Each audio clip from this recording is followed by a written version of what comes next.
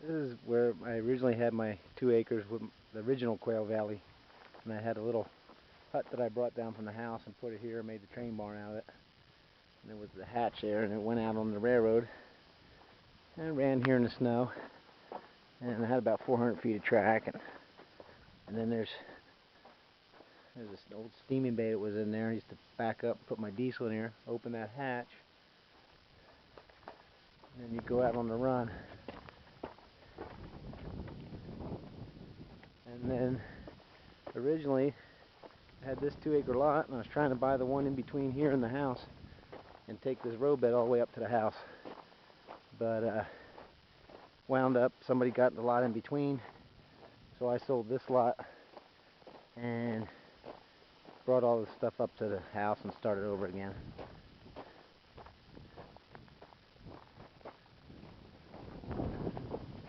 I used to have fun down here, running in the snow and running at nighttime, and had my little electric diesel down here.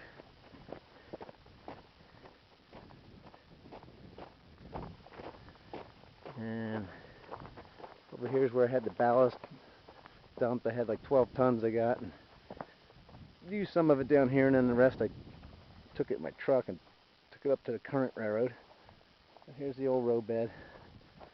And then underneath this ballast, this is like a sub roadbed. Each one of these rocks was hand picked out of the creek, and then I brought them over in the wheelbarrow. And I did this for about, I don't know, over a year to make this whole loop and grade this thing and put this sub roadbed in. And I wound up selling the property. But originally it was supposed to loop around here twice like a Tehachapi loop, and then head up the side of the hill to the house.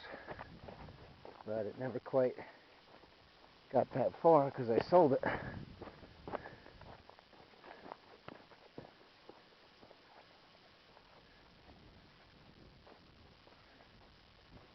More ballast there.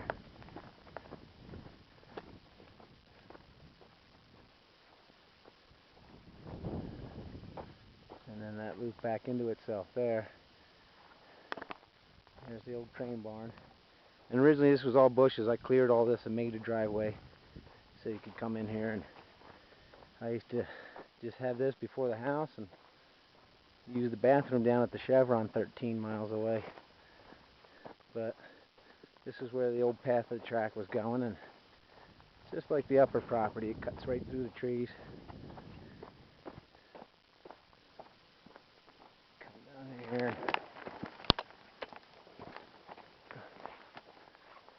Originally I was supposed to bridge across this creek, and it's dry most of the time. It flows during the big rains. So supposed to bridge the creek and come up here.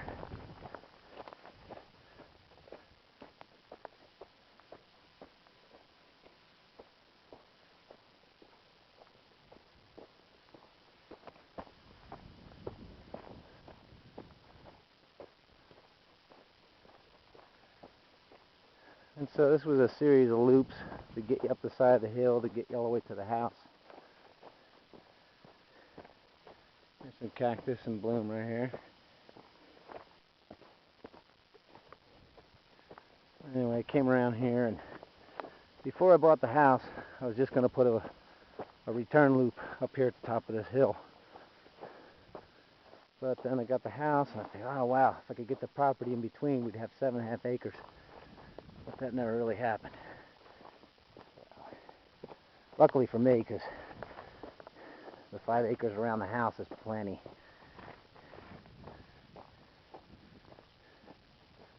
And originally, there was no houses here except mine.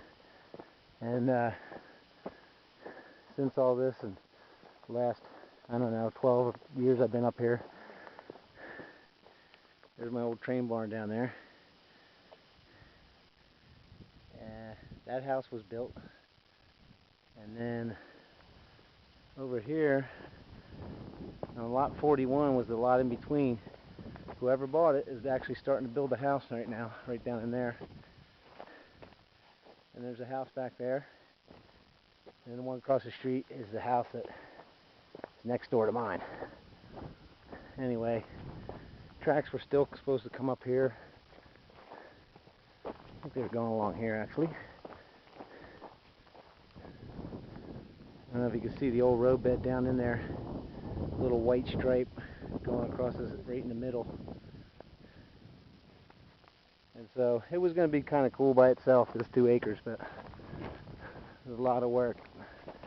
And back then I had no idea what I was doing. And that's probably why I started this whole mess.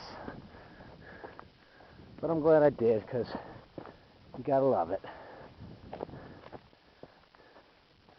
The track was supposed to originally go around the top of this hill, keep curving this way and go back into itself. But then later, it was actually supposed to go to the house.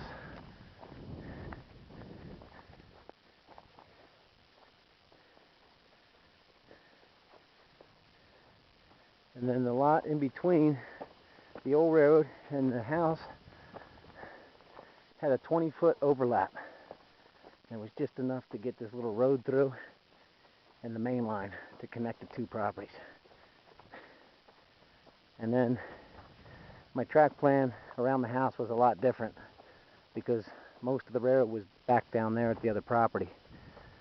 But now concentrate on this property. This is all new. And here's the corner of the current railroad. And you can't really see all the way back to the train barn there, but it's down the canyon a ways. Then I was going to come on here and just do a loop and go back down. But then it turned into all this mess. Anyway, here's mountain view on the current railroad. And this corner of the property is where I would have came through and connected. And way up above the house on the hill there's a little white dot. And that's Ponderosa. That's the top of the railroad now. And if we could have got the other lot, it would have been pretty neat to go all the way from there all the way down to the old train barn. But anyway.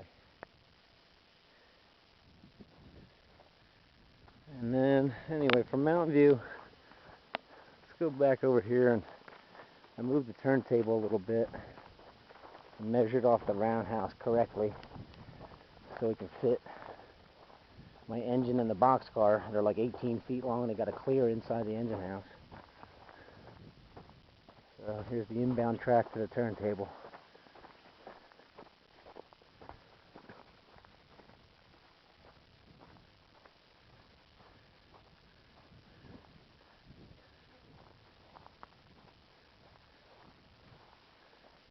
You go straight across the table, you go into stall 1 of the engine house.